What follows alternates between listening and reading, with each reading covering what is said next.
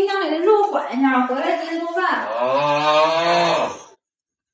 听着没？睡着了？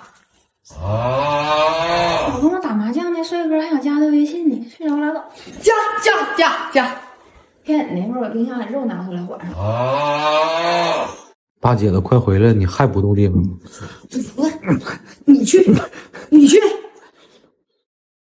这么点事儿你都做不好，还能指望上你什么？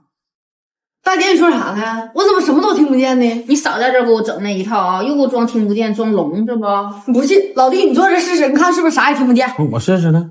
怎么的？他这啊？肉呢？我让你拿的肉呢？长腿跑了？哎呦，我还真听不见呢，光看你在那嘎达嘎巴嘴。大姐，你试试呢？来，你坐这看看，来，你坐那这么不信？你坐那看看去啊。